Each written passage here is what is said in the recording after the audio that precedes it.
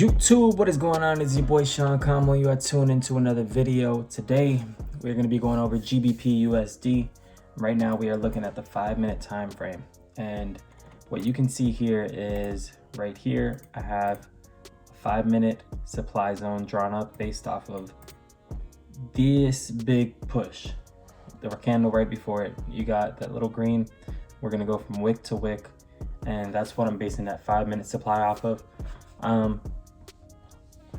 With such a big push, I'm not expecting price to fully return to that level in a sense. So I went to the 10-minute time frame as well. And right before the push, you have this green candle with a little lower of a body and wick. So this is going to be our 10-minute supply zone, and it's drawn up top. But basically, most of the trades that I'm going to be taking is going to be based off the 5-minute time frame and within session. So we are underneath the SMA here. Generally, you know, price has been coming down. You got a pullback. We're looking for it to continue downward in this sense. And so right now I'm in replay mode. We're going to go ahead and play until we see if we could tap one of these zones. Bam. All right, so right there, this candle has tapped it. It's closed. That's a nice little rejection. Now we're going to go in for our short position. There's two ways you can go about this. If you're being aggressive and using the style that I'm using, we're going to go from stop loss being at the top of this zone, and the entry, you just got to set a buy limit as soon as you get in there, or a sell limit.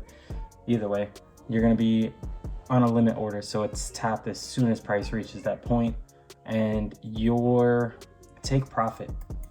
The way that I set my TPs, I'm going to use this right here. I'm going to grab my fib. I'm going to go from the high to the low point. So we're going to take our TP. TP1 should be the 0%. You know, if you can bring price all the way back down, that's great. TP2, that negative 23% zone, but for safety, you know, we're going to get here first. Let's see how the trade plays out. You got price just flowing in your direction. So right now you're floating in profit. And honestly, this is over a 1-to-1. So if you're that type of trader who just wants to go for the 1-to-1, you know, it's right there. As soon as you were tapped in, you would have had your trade done for the day. But we're going to keep it down here. That's a 1-to-3, almost a 1-to-4. Price did come back up to this level, but you can see it didn't really close near it. You know, you have wicks up to that top side. Same thing again. Came right back up, but the body is still closing at these levels. It's not breaking above. So we're just floating here. Honestly, I feel like this is a trade. If you are not disciplined in the sense of you're going to let your TP or stop loss get smacked, either way, you know, I can definitely see people, you know, fluctuating in here, coming back close to break even, and just, you know, not really benefiting from this trade. But we're going to stay locked in. Be disciplined with it. That's going to be the best thing for you. So right here, we got price forming this newer low underneath and met these ones, but we still didn't really break through, but we are breaking structure. So high point, low, lower high, lower low. We're flowing in the direction we need to be. Bam, TP's hit. That's beautiful. Okay, so that's basically the strategy that I'm gonna be using for every trade that I take. I want to try to go ahead and get in the habit of starting the session, you know, and waiting for price to break structure from where it previously was. So right here, you have this low point that was taken out entirely.